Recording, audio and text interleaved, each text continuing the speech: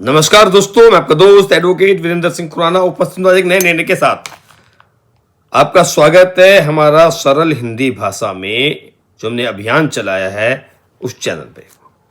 हम लोगों ने एक अभियान चलाया है कि सरल हिंदी भाषा में निर्णय का विश्लेषण आपके सम्मुख सुनाना है, कानून का विश्लेषण आपके सम्मुख लेके आना है। और आज इसी कड़ी में हम एक बहुत महत्वपूर्ण जजमेंट पर आपसे बात करने आए, निर्णय पर आपसे बात करने के लिए आए हैं, आपके साथ साझा करने के लिए आए हैं चेक बाउंस के ऑनरेबल सुप्रीम कोर्ट के बहुत महत्वपूर्ण निर्णय के ऊपर। तो यदि अभी तक आपने हमारे चैनल को सब्सक्राइब नहीं किया है तो आप सब्सक्राइब करें, लाइक करें और शेयर करें, जिससे हम लोगों को उत्साह मिलता रहे और हम यह प्रयास जारी रखें। आज हम जो बात करने जा रहे हैं, प्रकाश चिमनलाल सेठ वर्सेस जागृति केयर राजपोपट के 25 जुलाई 2025 के निर्णय की। यह एक महत्वपूर्ण निर्णय है। इसका पूरा साइटेशन इस वीडियो के अंत में हम आपको सामने जरूर रखेंगे। आप उसको देखिएगा, उससे समझिएगा, स्क्रीनशॉट लीजिएगा। देखिए, केस का स्क्रीनशॉट लेने से लाभ क्या होता है, कभी भी आपको उस केस की जानकारी चाहिए हो तो आप उसको निकाल सकते हैं, देख सकते हैं और उसका आप यूज कर सकते हैं। क्योंकि हमारा प्रयास तभी फलीभूत होगा कि जब आपको न्यायालय में इस प्रकार के किसी केस की जरूरत पड़े तो आप उसको देख सकें। यह केस चेक बाउंस यानी सेक्शन 138 नेगोशिएबल इंस्ट्रूमेंट एक्ट से जुड़ा है और इसने एक बार फिर साफ कर दिया है कि कौन सी कोर्ट को जुडिक्शन होगा जब चेक डिसऑनर हो जाता है। तो चलिए शुरू करते हैं पहले इस कहानी से कि इसकी पृष्ठभूमि क्या है, बैकग्राउंड क्या है इस मुकदमे की।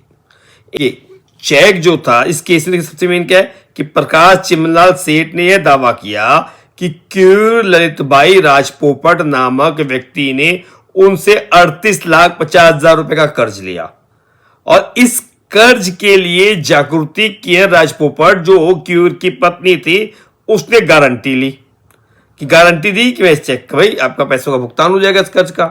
सितंबर 2023 में जागृति ने 4 चेक जारी किए, उनकी पत्नी ने 4 चेक जारी किए अपनी पति की देनदारी और अपनी देनदारी चुकाने के लिए। ये चेक कोटक महिंद्रा बैंक ओपरा हाउस ब्रांच मुंबई में जमा किए। देखिए, वेरी इंपॉर्टेंट चीज आने वाली है कि ये जो चेक जमा किए गए कोटक महिंद्रा बैंक ओपरा हाउस मुंबई में, लेकिन ये चेक बाउंस हो गए किस कारण से, इनसफिशिएंस ऑफ फंड्स के कारण से।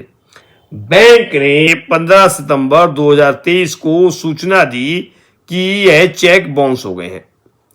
इसके बाद प्रकाश सेठ ने 4 कंप्लेंट्स फाइल की मैंगलोर की कोर्ट में, यानी कि judicial magistrate first class 5th court Mangalore के सामने। अब यहां से ट्विस्ट है इस मुकदमे में, यहां पे असली जो ट्विस्ट है इस मुकदमे का यहीं पर आया है।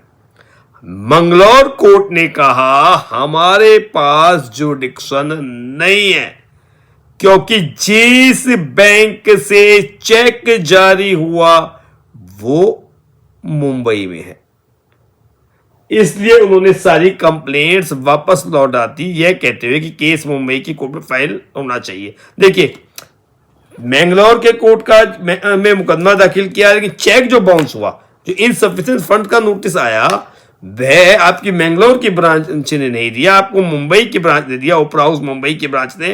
तो आपने मैंगलोर की कोर्ट में गलत मुकदमा दाखिल कर दिया, यह कहते हुए। देखिए, आजकल हो क्या रहा है, आपका अकाउंट कहीं पर भी हो, आप उसको किसी भी बैंक की उस ब्रांच में जमा कर सकते हैं। यही हुआ ना उनका।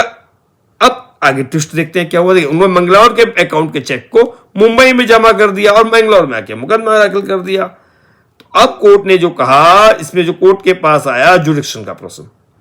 अब जो मैंगलोर की कोर्ट ने कहा कि भाई आपने जो गलत जुडिक्शन में दाखिल कर दिया, मजिस्ट्रेट कोर्ट ने कहा और आपका उनका मुकदमा उनको वापस लौटा दिया कि यह मुंबई कोर्ट में फाइल होना चाहिए। इस ऑर्डर से नाखुश होकर प्रकाश सेठ ने कर्नाटक हाई कोर्ट में पिटीशन दायर की सेक्शन 482 सीआरपीसी के तहत। लेकिन हाई कोर्ट ने भी वही बात दोहराई और कहा कि ट्रायल मुंबई में होना चाहिए। अब मामला पेचीदा हो गया। पहले तो मजिस्ट्रेट कोर्ट ही कह रही थी और अब हाई कोर्ट ने भी कह दिया। अब मामला सुप्रीम कोर्ट तक पहुंचा। कुछ हमारे मित्र ये भी कहेंगे भाई एनआई एक्ट में तो स्पष्ट जो 142 में अमेंडमेंट आया है, उस अमेंडमेंट के बाद तो कहीं कोई दिक्कत ही नहीं थी, आप पढ़ के कहीं भी हो सकता था। इसके लिए आप वीडियो क्यों बना रहे? देखिए, हमारा वीडियो बनाने का उद्देश्य इस विषय पर इसलिए है कि आप देखिए जुडिशियल मजिस्ट्रेट, फिर हाई कोर्ट, अब सुप्रीम कोर्ट। अब देखिए सुप्रीम कोर्ट ने क्या कहा। सुप्रीम कोर्ट में अपीलांट यानी प्रकाश सेठ की तरफ से जो कहा गया, उन्होंने कहा, उनके वकील ने कहा कि मेरे क्लाइंट का बैंक अकाउंट मुंबई में नहीं है, बल्कि मैंगलोर के बेंदुरवेल ब्रांच में है। उन्होंने सिर्फ, क्योंकि सुविधा मिल गई कि चेक आप कहीं भी लगा सकते हैं, मुंबई की ब्रांच में सिर्फ चेक को जमा करवाए थे ताकि वो रकम उनके मंगलौर के अकाउंट में क्रेडिट हो जाए। क्रेडिट होनी है मंगलौर के अकाउंट में, जमा कर दिए बॉम्बे में। यानी कि अब देखिए, एक प्रश्न, आजकल जो सुविधा मिली है, अब कोई चेक कहीं भी जमा करा सकते हैं, तो असल में जुडिक्शन कहां पे आएगा? अब ऑनरेबल कोर्ट ने क्या कहा, अब वहीं जो रिस्पोंडेंट ने पहले क्या कहा, यानी जागृति राजपोपट की तरफ से जो एडवोकेट है, उन्होंने क्या कहा, उन्होंने जवाब दिया। उन्होंने कहा पहले प्रकाश सेठ का अकाउंट मुंबई में था, लेकिन अब ट्रांसफर हो गया मंगलौर में। दोनों तरफ के डॉक्यूमेंट्स देखने के बाद कोर्ट ने पाया कि हां, अपीलांट का अकाउंट वाकई में कोटक महिंद्रा बैंक बेंडुवेल मैंगलोर ब्रांच में है। अकाउंट तो मैंगलोर ब्रांच में है, और मुंबई में जो ब्रांच थी वहां सिर्फ चेक जमा डिपॉजिट हुआ था। वो सिर्फ, अब देखिए, जहां पे चेक जमा हो रहा है वो क्या था, ऑनरेबल कोर्ट ने कहा। अब ये प्रश्न वही है कि देखिए, मजिस्ट्रेट की कोर्ट, हाई कोर्ट, उन दोनों के व्यू से अलग जो हाई सुप्रीम कोर्ट ने दे दिया, यानी कि दोनों कोर्ट को गलत बता दिया। तो इसलिए इन विषय पे वीडियो बनाना काफी कई बार जरूरी हो जाता है। कई बार साधारण सी देखिए, हाई कोर्ट, जुडिशियल में दोनों ने नकार दिया।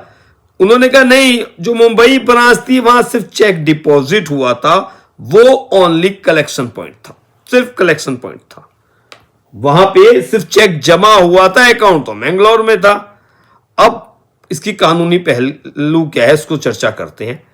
कौन सी कोर्ट के पास अधिकार है सेक्शन 138 के तहत केस सुनने का? 2015 में नेगोशिएबल इंस्ट्रूमेंट एक्ट में एक अहम संशोधन हुआ। सेक्शन 142 की उपधारा 2 के उपधारा ए के मुताबिक अगर कोई चेक अकाउंट के जरिए कलेक्शन के लिए जमा किया गया है तो केस उसी कोर्ट में चलेगा जहां पेई का बैंक अकाउंट है। इसका मतलब जहां पैसे लेने वाले का अकाउंट है वही केस फाइल होना चाहिए। अब एक बार देखते हैं कि 142 कहती क्या है। तो 142 को देखते हैं। 142 का जो ए है उसको भी तो देखना बड़ा जरूरी है। इसको हम कोशिश करते हैं, स्क्रीन पे भी इसको लगा देंगे। 142 का जो 2 का जो ए आया है, जो अमेंडमेंट आया है 2015 में, उसको एक बार देखना भी तो बहुत जरूरी है ना भाई। बिना देखे 142 के 2 का ए, धारा 138 के अधीन दंडनीय अपराध की जांच और विचारण केवल किसी ऐसे न्यायालय द्वारा किया जाएगा जिसकी स्थानीय अधिकारिता के भीतर, इसका भी कहा गया, यदि चेक संग्रह के लिए किसी खाते के माध्यम से परिदत्त किया जाता है जहां यथास्थिति पाने वाला या सम्यक अनुक्रम धारक खाता रखता है, बैंक की शाखा स्थित है। जहां पाने वाले का है वहां उसके बैंक का शाखा स्थित है। और खा क्या कहता है, यदि चेक पाने वाले को या सम्यक अनुक्रम धारक द्वारा संदाय के लिए खाते के माध्यम से अन्यथा प्रस्तुत किया जाता है, ऊपर वाले बैंक की शाखा स्थित है जहां लेखीवाल खाता रखता है। इसका स्पष्टीकरण आ गया। खंड का के प्रयोजन के लिए जहां चेक संग्रह के लिए पाने वाले या सम्यक अनुक्रम धारक के बैंक की किसी शाखा में परिदत्त किया जाता है तो यह समझा जाएगा कि चेक को बैंक की उस शाखा में परिदत्त किया गया है जिसमें यथास्थिति पाने वाला या सम्यक अनुक्रम धारक खाता रखता है। यानी कि स्पष्टीकरण में बहुत स्पष्ट कर दिया कि अगर आप किसी और जगह पे करते हैं तो ये माना जाएगा कि भले ही आपने वहां अपना चेक जमा कर दिया, लेकिन वह उस जगह पे जमा हुआ है जब पाने वाले का खाता है। और इसमें एक सबसे जो जजमेंट भी बहुत इंपॉर्टेंट है, Bridgestone India private limited versus Indrapal Singh 2016 का केस है, 2016 का केस है। हम बहुत बार इसको यूज करते हैं, जिसमें सिद्धांत तय किया गया था। अब सुप्रीम कोर्ट में जो जस्टिस थे, देखिए सुप्रीम कोर्ट में जो पीठ थी, जस्टिस संजय कुमार और सतीश चंद्र शर्मा की बेंच ने कहा कि जब यह साबित हो चुका है कि अपीलेंट का बैंक अकाउंट मंगलौर ब्रांच में है, तो वह वहीं पर केस दाखिल करने का पूरा अधिकार रखता है। वह मंगलौर कोर्ट में केस दाखिल करने का पूरा अधिकार रखता है। कोर्ट ने कहा कि मंगलौर कोर्ट और कर्नाटक हाई कोर्ट दोनों ने ही गलत समझ के आधार पर फैसला दिया है, क्योंकि उन्होंने यह मान लिया था कि अकाउंट मुंबई में है।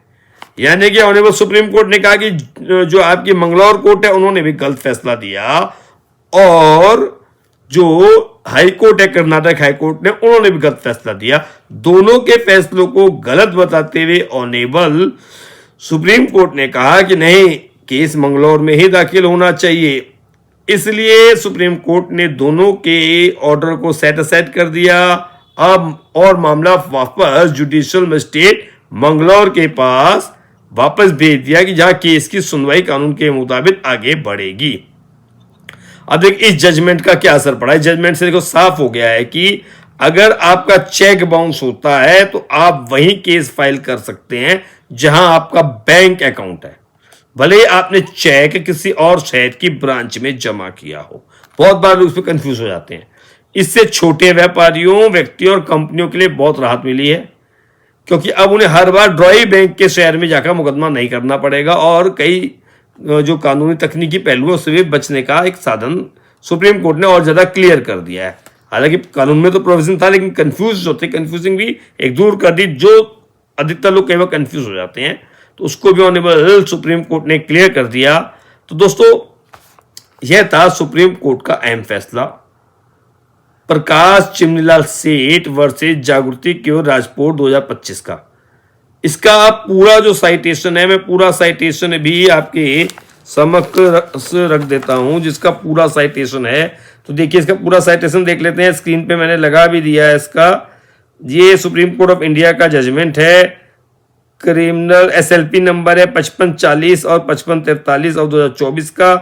और जो इसमें इसका INSC नंबर है, ये है 2025 का INSC 897 नंबर है। और डेट ऑफ जजमेंट देख लेते हैं, पार्टी नेम भी देख लेते हैं। पार्टी नेम है इसमें प्रकाश चिमनलाल सेठ वर्सेस जागृति केयर राजपोपट। ये हम लोग कई बार बता भी दिया आपको। और एक देख लेते हैं, जुलाई 25 2025 का जजमेंट है। जजेस हैं हमारे संजय कुमार, जस्टिस संजय कुमार जी और जस्टिस सतीश चंद्र शर्मा जी। तो यह एक बहुत महत्वपूर्ण निर्णय था जो हमने आपके साथ शेयर किया। यदि आपको हमारा प्रयास अच्छा लग रहा है तो वही आपसे निवेदन, आप इस चैनल को अधिक से अधिक मात्रा में शेयर करें, लाइक करें, और अगर यदि आपने सब्सक्राइब नहीं किया है तो सब्सक्राइब करें। और भी जो लोग सरल हिंदी भाषा में कानून के लिए चर्चा करना चाहते हैं, विश्लेषण प्राप्त करने के इच्छुक हैं, उनको भी इस चैनल के बारे में बताएं कि वह भी इसको सब्सक्राइब करें। कल हम फिर मिलेंगे किसी नए निर्णय के साथ, किसी और विधि चर्चा के साथ। तब तक के लिए सभी को नमस्कार।